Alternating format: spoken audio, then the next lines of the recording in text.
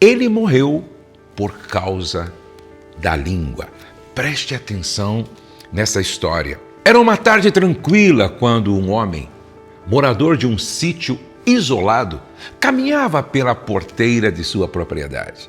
No chão, quase escondido entre as folhas e o capim, ele avistou algo que o intrigou. Um crânio humano. Intrigado, ele se abaixou para examinar e, em uma brincadeira descuidada, deu um leve chute no crânio. Para sua surpresa, após várias tentativas, vários chutes, o crânio pareceu murmurar uma advertência. Cuidado, eu morri por causa da língua. Cuidado, eu morri por causa da língua. O homem se assustou, deu um salto para trás e, com o coração acelerado, correu até a cidade para contar a história extraordinária.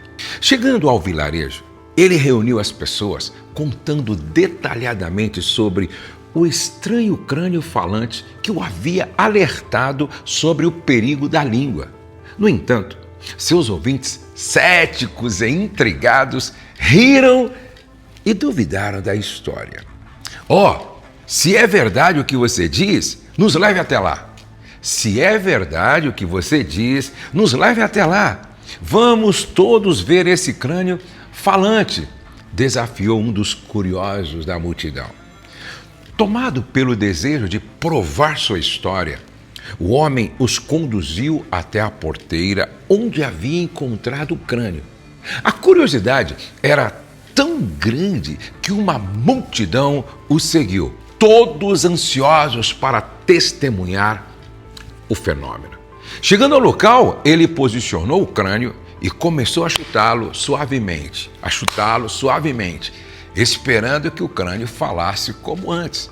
Chutou uma vez, chutou outra vez,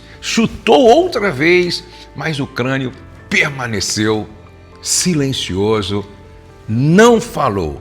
A multidão, cada vez mais irritada pela falta de resposta do crânio, começou a perder a paciência. E ele chutava e o crânio não falava. Logo, alguém gritou: Ele mentiu! Ele mentiu! Ele mentiu! Trouxe-nos aqui à toa! Veja, aquela multidão, tomada pela fúria e pela frustração, atacou o homem e, em um ato violento, o mataram ali mesmo, diante do crânio silencioso. Então, em um silêncio sepulcral, aquele silêncio sombrio, o crânio finalmente se moveu e sussurrou, como se em um último aviso: Eu não avisei que morri por causa da língua? Eu não avisei que morri por causa da língua? Gente, essa história é intrigante, não é? Essa história nos leva a refletir profundamente sobre o poder e o impacto das nossas palavras. Eu quero deixar aqui 7 lições práticas. O que nós podemos aprender com essa parábola, com essa ilustração?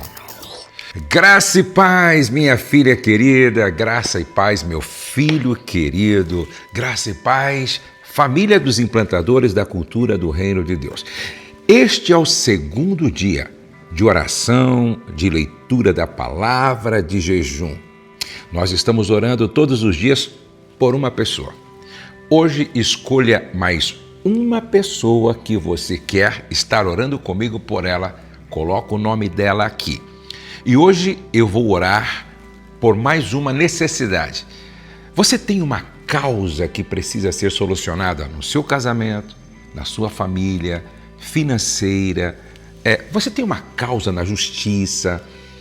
Coloca aqui, porque hoje eu vou estar orando por uma pessoa. Sabe para quem eu vou orar hoje?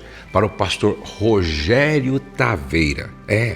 Ore pelo seu pastor hoje também. Coloca o nome aqui então do seu pastor. Coloca o nome do que você quer interceder por ele. Coloque aqui, tá? Se você chegou agora nós estamos orando por 12 pessoas e hoje é a segunda pessoa para o qual vamos estar orando. E hoje vamos orar por uma causa impossível. Nós vamos estar orando, ok? Fica comigo até o final, porque hoje eu quero falar sobre, primeiro, cuidado com o que você compartilha. Cuidado com o que você compartilha. Essa história nos lembra o poder das nossas palavras para o bem e para o mal. Não foi por acaso que o escritor dos Provérbios, capítulo 18, verso 21 de Provérbios, disse: a língua tem o poder sobre a vida e sobre a morte. Os que gostam de usá-la comerão do seu fruto. Sabe, muitas vezes, compartilhar algo sem responsabilidade pode trazer consequências irreversíveis, especialmente se não temos certeza da veracidade daquilo que estamos divulgando. E quantas vezes isso acontece na mesa do almoço, do jantar, no carro, em rodinhas. Cuidado com o que você compartilha, se você não tem certeza. Segunda lição que a gente aprende com essa história: evite o impulso de se vangloriar. Preste atenção. Evite o impulso de se vangloriar. Ao sentir-se pressionado pela descrença dos outros, aquele homem insistiu em provar sua história. Essa pressa em mostrar-se certo o levou a consequências trágicas. Ele perdeu a vida. C.S. Lewis disse: a humildade não é pensar menos de si mesmo, mas é pensar em si menos. Quando deixamos o orgulho nos dominar, gente, preste atenção, quando o orgulho passa a nos dominar, aí a gente acaba ignorando o que realmente importa, colocando-nos em situações de risco, como aconteceu nessa história. A terceira lição que a gente aprende com essa história é: valorize o silêncio. Vou repetir. Valorize o silêncio. Mulher, homem, casal, família, valorize o silêncio. A advertência inicial do crânio: eu morri por causa da língua. É um lembrete poderoso de que o silêncio pode ser mais sábio do que palavras imprudentes. Nós lemos na epístola de Tiago, capítulo 1, verso 19: todo homem seja pronto para ouvir. Veja o conselho da palavra, gente. Todo homem seja pronto para ouvir, tardio para falar, tardio para irar-se. A pressa em falar pode levar a consequências indesejadas. Aprender a calar e refletir é sinal de maturidade. Você é uma mulher madura, você é um homem maduro. Você não é precipitado no falar. Você não é apressado no falar, então você é maduro. A quarta lição que a gente aprende dessa história é: cuidado com o poder de influência. Isso, cuidado com o poder de influência. Sabe, ao compartilhar sua experiência, o homem influenciou outras pessoas a segui-lo, mesmo sem provas concretas.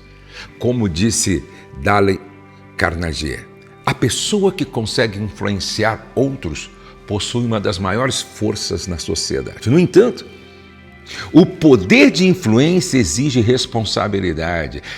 Como eu gostaria que você entendesse isso.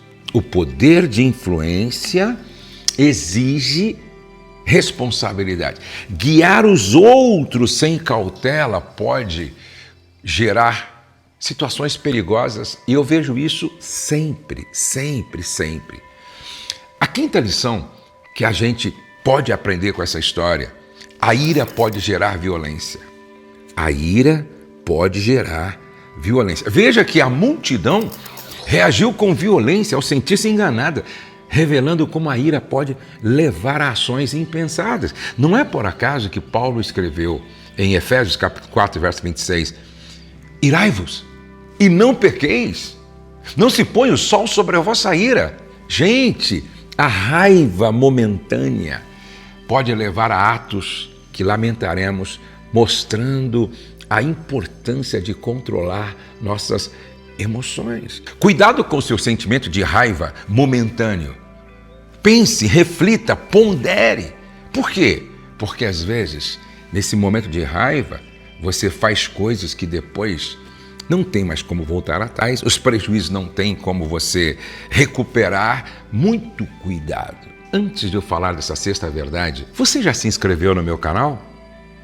Não?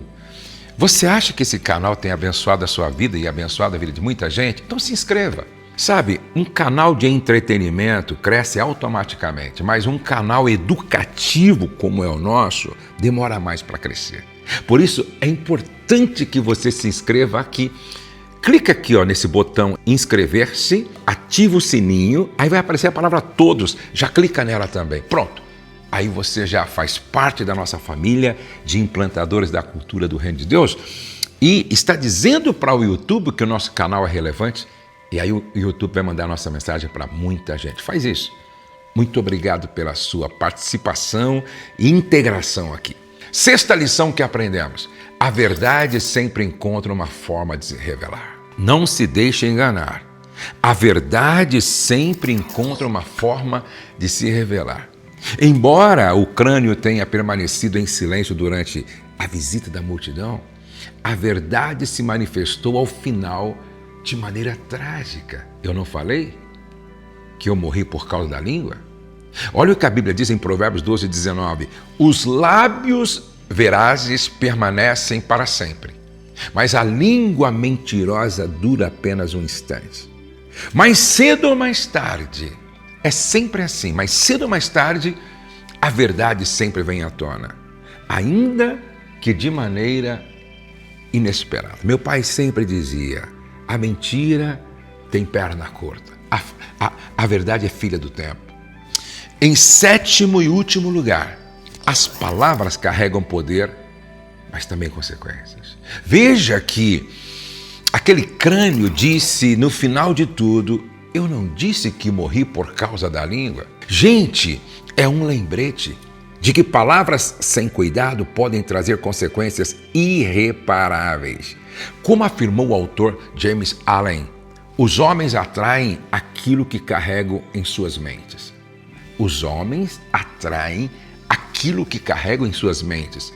Sabe, se nós cultivarmos palavras que edificam e construtivas, colheremos frutos positivos. Caso contrário, enfrentaremos as consequências de nossas palavras desnecessárias. A história do crânio traz lições sobre a responsabilidade que temos ao falar e como cada palavra deve ser cuidadosamente pensada. A Bíblia diz, aquele que guarda a sua boca e a sua língua, livra das angústias a própria alma. Eu quero orar com você. Eu quero orar por você. Este tem sido um problema em muitos relacionamentos, conjugalmente falando, em muitas famílias, empresas, escola, igreja.